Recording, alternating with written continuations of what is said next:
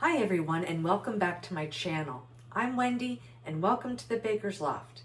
I just got back from the most amazing trip to Ireland, and I had an opportunity to participate in a Irish bread making lesson. And this was on how to make Irish brown soda bread. So I'm gonna try and recreate what I learned and teach you all that I know. Thank you too for helping me today. Yeah, this was wonderful. Yeah. Traditional Irish brown soda bread is made with very, very simple ingredients. You have wheat flour, regular white flour, baking soda, buttermilk, salt. That's it. So the leavening agent was baking soda, and I'm using buttermilk. They would use sour milk actually in their bread, which is kind of like what this is. And if you don't have buttermilk, that's okay. I usually use a cup of milk with 2 teaspoons of lemon juice, and that will kind of make the milk curdle, and that's how you get buttermilk. I was also told in my lesson that there was no measuring. They didn't have measuring cups, I'm assuming, back then. So they used what I was told, used fistfuls and pinches.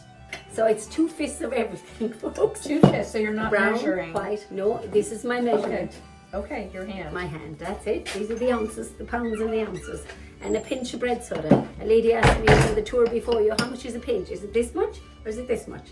You can decide the pinch. You decide the pinch. You decide the pinch. So I'm going to wet it and then you're going to mix it, okay? All right, here I go with my fistful. So I'm gonna do 2 fistfuls of regular flour. And then I'm gonna take my wheat flour and I'm gonna do 2 fistfuls of that. Now a pinch of salt. I'm gonna use a big pinch, there we go, with the salt. And here we go with the baking soda. There, jeez. All right, now we're gonna see how this turns out. No actual measure for the buttermilk. We're just gonna pour a little bit in there. I'm just getting my hands in there. You only need one hand. Just really. one hand? Yeah, hold the pan with the other hand. Okay, and just, Yeah, all that's right. it. That's it. And just take that away. Okay. You're wet. All right. All right. And I'm just gonna hold my bowl with one hand and mix with the other like I did in my class. And I'm told you don't waste anything, so I can't have any little lumps of flour left in here. There you go. We waste nothing, bring it all together. There you go. And we'll very quickly bring that together, like so, you know.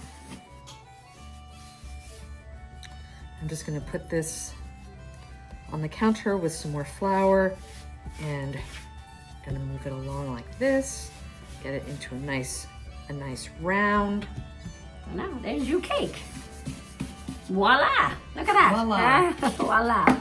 When you're about to put your loaf in the oven, you always make a sign of the cross in the bread, like this.